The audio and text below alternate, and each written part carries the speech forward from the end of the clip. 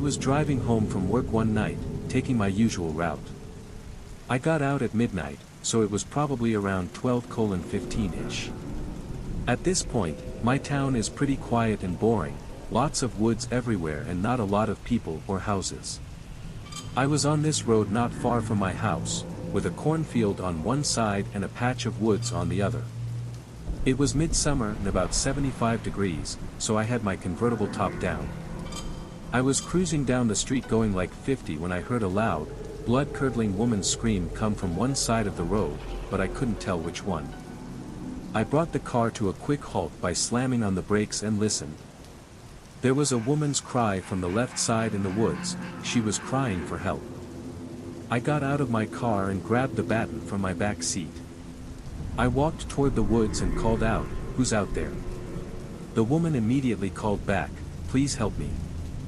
I began to run into the woods, swiping all the twigs and bushes out of my way. I yelled out to the woman to keep screaming so I could find her. Every 10 seconds or so, she'd scream for help, and I'd approach in that direction, running and calling back. But pretty soon, I started to realize that no matter how far into the woods I went, the woman's yells didn't seem to get any closer or louder. If anything, they were always the same distance, even though I was booking it straight toward the screams. I screamed out, "Tell me where you are," and about 5 seconds later, the woman once again screamed for help. I stopped in my tracks. I didn't like this. I started to feel like I was walking into some kind of trap. I turned around and started running back in the direction I came. I ran and ran until I could see the flashing headlights of my car on the side of the road beyond the trees. The whole way back, I still heard the woman's screams, but they were still the same distance, no matter how much closer to my car I got, as if she were following me back. Was I being stalked? I got to my car and just drove out of there, completely freaked out. I called 911 to report it to the authorities in case they'd want to investigate. I wasn't sticking around, though. I was tired. After telling a few friends and family about the strange encounter, I was ready to move on with my life. But a week later, I saw something on the news that made me sick to my stomach. The dead body of a woman in her 30s was found in the woods by a man hiking with his dog. Oddly, there were no signs of foul play. The location where the body was reported to have been found was the same general area where I heard the screams. While that patch of woods is very big, I can't help but feel that would be a huge coincidence.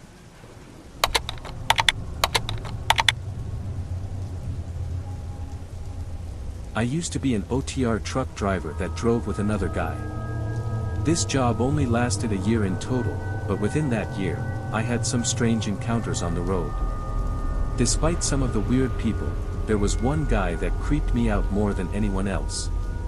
He's one of the main reasons I stopped driving in the first place. The interaction happened at night.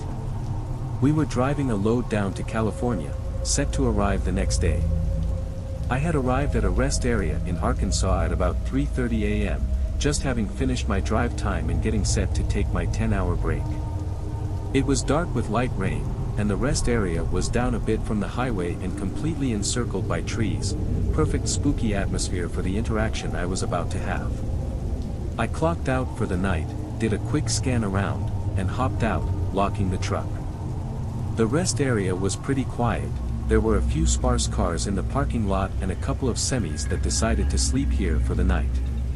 An assortment of benches was around, with some canopies over them to shield them from the rain. I was walking to the restroom to take a leak when I saw a man in the dark smoking a cigarette and sitting on one of the benches.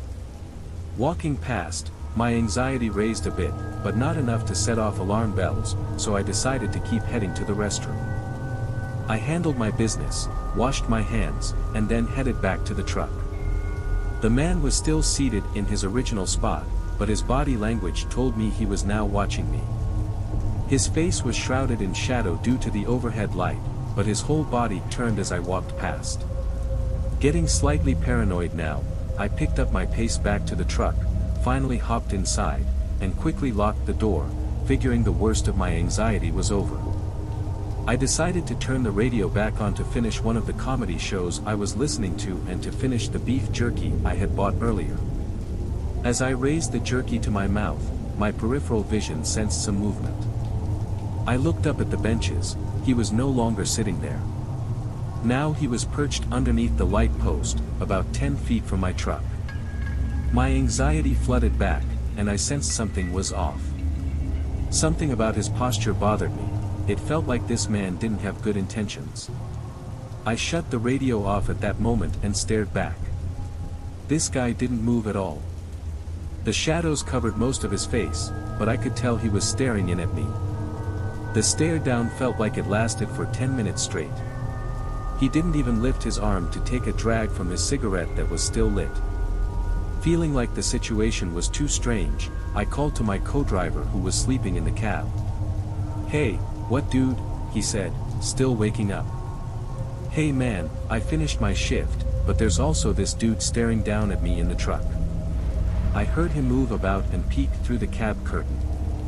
"What dude?" he said. I looked back, and the guy was gone. I freaked out when I scanned all over, and when I looked in the driver's side mirror, the man was now walking slowly towards the back of the truck with a cigarette in his mouth, looking like he was walking around the truck. I said, "WTF, really? What side is he on?" My co-driver said, confused. At this point, the dude had circled the back of the truck and was now walking up the passenger side. "He's on the passenger side now," I said. I slid over to the passenger side and grabbed my knife off the dashboard just in case. My co-driver finally saw him walking up in the passenger side mirror. The guy stopped right by the door and started peering into the lower window of the passenger door. For those who don't know, semis tend to have a window on the lower part of the passenger door so you can see if any cars are in your blind spot on that side. Considerably freaked out, I yelled out, "What do you want?" which made the man leap back and step on his tiptoes to try and peer into the higher window. He could see me looking at him now. He had to be in his 50s at least, a very skinny man with bright blue, bugged-out eyes, but he had a deranged look on his face, like confusion mixed with malice. My co-driver said, "Can we help you?" Upon hearing that there were two of us in the truck, the man abruptly straightened up and walked off, leaving both of us as confused as ever. My co-driver threw on his clothes and sat in the driver's seat. I recalled my experience with the guy up to that point, and we just sat and watched him. We noticed that every single time a new vehicle arrived, he would walk to whatever light post was closest to the new arrival and stand there. We sat for about 30 minutes debating whether we should call the police since this guy didn't technically do anything besides act like a creep. When we finally decided to make a call, we watched the man check his phone, shake his hands in frustration, and sprint back to one of the cars in the parking lot and peel off into the night. That was the last I ever saw of him. What confuses me the most is what his intentions were. I was quite a bit bigger than he was, so if it came down to an altercation, it's likely that he only had the upper hand if he had a weapon. If he had plans to steal the truck, we have logs and GPS coordinates on our truck at all times. Our systems alert our fleet manager if we're driving off when we have no time on our clocks. Plus, what was this guy doing out at 3:30 a.m. in a shady rest area? My best theory is that rest areas aren't often patrolled by police, and this one happened to be out of view due to the tree coverage between the rest area and the highway. This guy seemed to have picked this spot for that particular reason. As for what plans he had, abduction, theft, violence, it's not clear, but I'd like to hear what you guys think.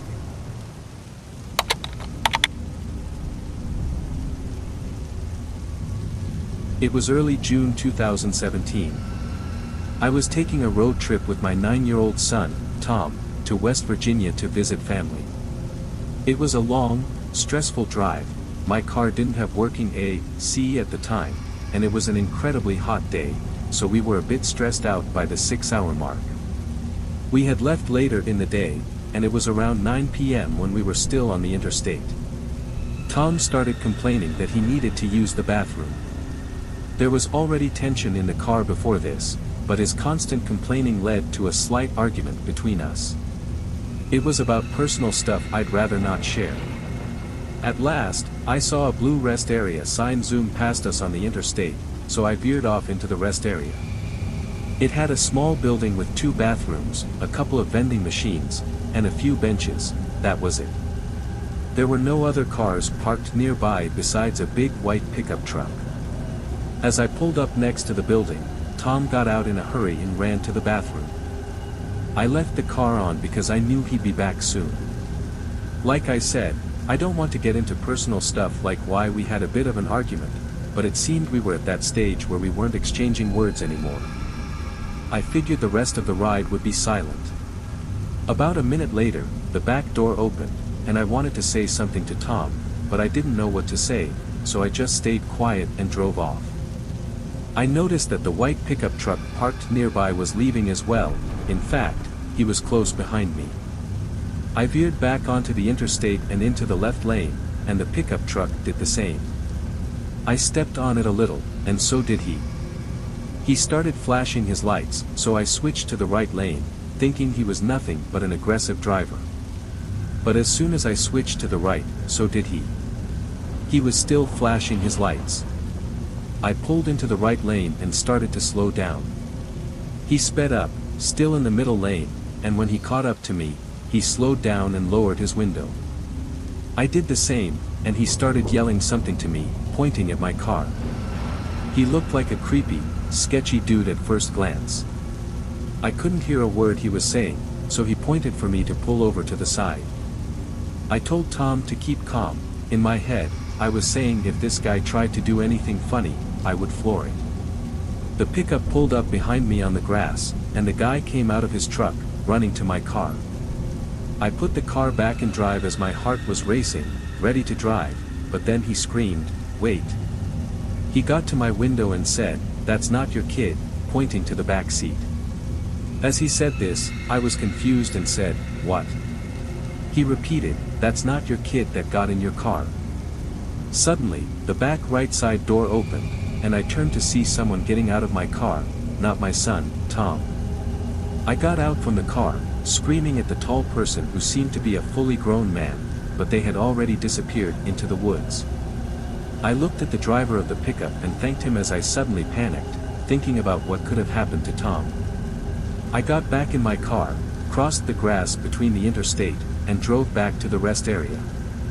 The guy in the pickup followed me, and he got back there in like 30 seconds to find Tom waiting outside the rest area bathroom. Tom got back in the car, all confused. I explained everything to him, almost out of breath, as did the pickup driver. I thanked the guy one more time before he drove back to the spot he was sitting in before. Tom was so intrigued about what had just happened, and I was so disturbed that we were back on good terms again. We chatted the whole rest of the way and told family about it as soon as we arrived. I never even got to see what the person who got in my car looked like. Honestly, maybe I should be happy I never turned around to look at them because I don't know what they would have done.